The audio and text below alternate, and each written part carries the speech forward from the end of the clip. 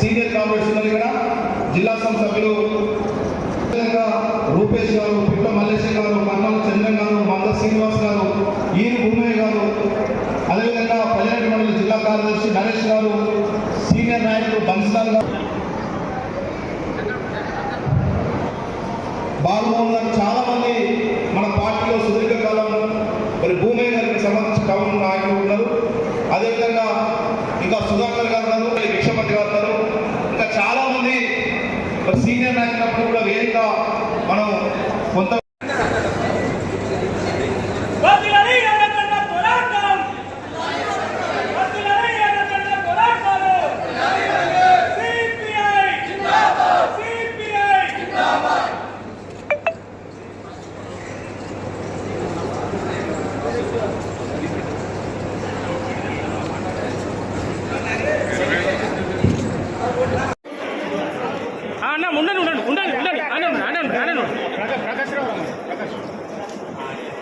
ప్రకాష్ రావు sir మీరు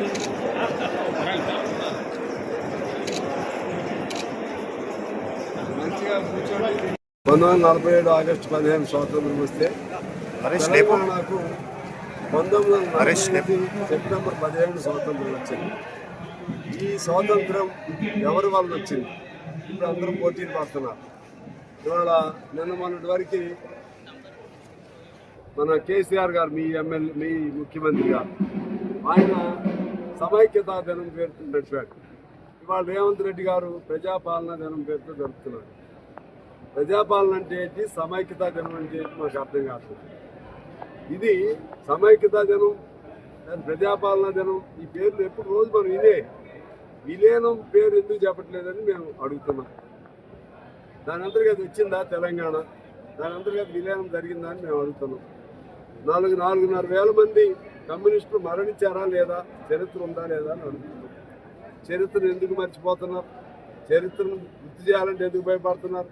communist party పేరు చెప్పాలంటే ఎందుకు భయపడుతున్నారు? ఎందుకు మీరు అంటే మీరు ఇవాళ పేరు పెట్టే చాకల ఐలమ్మ ఎవరు? ఆమె కమ్యూనిస్ట్ బిడ్డ.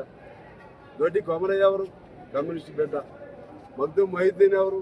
అక్కడ మన హుస్సేన్ సాగర్ ట్యాంక్ బండ్ పైన ఉన్నటువంటి అమరుడు బొమ్మ ఉంది, మగ్దు మొహిద్దీన్. ఎవరైనా కమ్యూనిస్ట్ బిడ్డ. మొన్న చనిపోయిన గద్దర్ ఎవరు? కమ్యూనిస్టులే. మీరు ఎవరైనా తీసుకోండి, ఈ పోరాటాలు చేసినటువంటి ప్రతి ఒక్కళ్ళు ఆ రోజుల్లో కమ్యూనిస్టులే. కమ్యూనిస్టులని మీరు ప్రస్తావన చేయకుండా చరిత్రలో అడచాలనుకుంటే మళ్ళా ఉవ్వెత్తున ఎగిసి పడుతుంది కమ్యూనిస్ట్ చరిత్ర. తాత్కాలికంగానే మీ విజయాలు ఎవరి అయినా కానీ, మీ పాలక పార్టీ ఇవాళ ఒకళ్ళు ఉంటారు, రేపు ఒకళ్ళు ఉంటారు. ఇవాళ అధికారంలో ఉండేవాడు అది నేను శాశ్వతం అనుకుంటాడు. అధికారం దిగిపోయిన తర్వాత నీ పార్టీకి దిక్కు ఉండదు.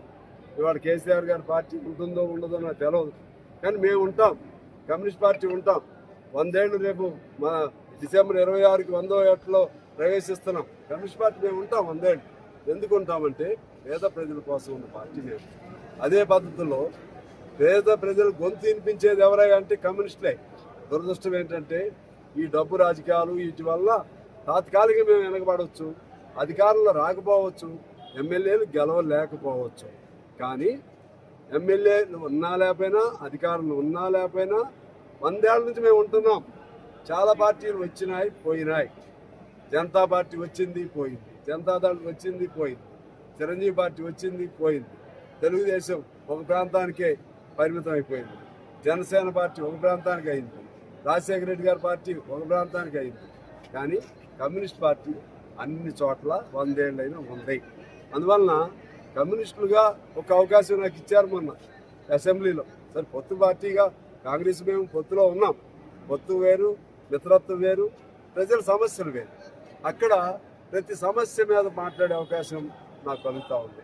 పేదవాడి గొంతును నా గొంతు ద్వారా వినిపిస్తూ ఉన్నాను. వీళ్ళు ఏం చేస్తున్నారు? వీళ్ళు రోడ్లెక్కి కొట్టుకుంటారా? రోడ్లెక్కి కౌశిక్ రెడ్డి ఒక ఆయన, గాంధీ ఒక ఆయన బూతులు తిట్టుకుంటూ ఎందుకోసం ప్రజలు ఎమ్మెల్యేలు బస్తీ మీద సవాలనుకోవడానికి కాదుగా ఎమ్మెల్యేలు గెలిపించింది.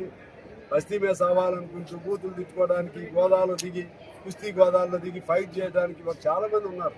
మన పని వేరు, ఎమ్మెల్యేలుగా మన పని వేరు. ప్రజల సమస్యలు ఎక్కడ ఉన్నాయో తెలుసుకోవాలి, వాటిని ప్రస్తావన చేయాలి, వాటి గురించి పరిష్కారం కోసం కృషి చేయాలి. మంచి ఎమ్మెల్యేగా పేరు సంపాదించుకోవాలి, ప్రజానాయకుడిగా కీర్తించబడాలి. అది సేపు పేపర్లో ఎలా రావాలి పేరు, ఎవడు ఎంత గట్టిగా బూతులు తెచ్చాడు, ఈ పద్ధతిలో వాళ్ళు ఉంటారు. అందుకనే కమ్యూనిస్ట్ పార్టీగా మేము ఖచ్చితంగా పేద ప్రజల కోసం ఉంటాం. అధికారం ఉన్నా లేకపోయినా సరే, ఇప్పుడు 100 ఏళ్ళైంది, ఎన్ని 100 ఏళ్ళైనా ఉండేది కమ్యూనిస్ట్ పార్టీ ఒకటే అని తెలియజేస్తూ, ఇక్కడ ఈ ప్రాంతంలో మల్లన్న సాగర్ కేసీఆర్ గారు, హరీష్ గారు చాలా మాటలు చెప్పారు. ఇప్పుడు మల్లన్న సాగర్ నుంచి చాలామంది వచ్చారు, వాళ్ళు అన్యాయం అయిపోయారు. వాళ్ళకి ఇళ్ల స్థలాలు లేవు, ఇళ్ళు లేవు, ఉన్న భూములు పోయినాయి, వాళ్ళకి అదనపు సౌకర్యాలు లేవు, ఉన్న శ్మశాన వాటికి లేవు, నానా ఇబ్బందులు పడతా వాళ్ళ దగ్గరికి వచ్చారు. ఇక్కడికి మరి దానికి సమాధానం ఏం చెప్తారండి? ఆయన కేసీఆర్ గారు ఎదురు చెప్పడం, మరి చెప్పేటువంటి హరీష్ రావుని చెప్పమను ఏం చెప్తారు? ఇదేనా మీరు చేసిన పరిపాలన? మేము ఖచ్చితంగా ఈ ప్రభుత్వంతో కూడా మేము దెబ్బలాడతాం, ఈ ప్రభుత్వం కాంగ్రెస్ ప్రభుత్వంతో కూడా మాట్లాడతాం. మల్లన్న సాగర్ సంబంధించి ఆ సమస్యలు పరిష్కారం చేయమని మేము కోరుతాం. తద్వారా ప్రజల గొంతుకులాగా కమ్యూనిస్ట్ పార్టీ మేము ఉంటామని చెప్పి తెలియజేస్తూ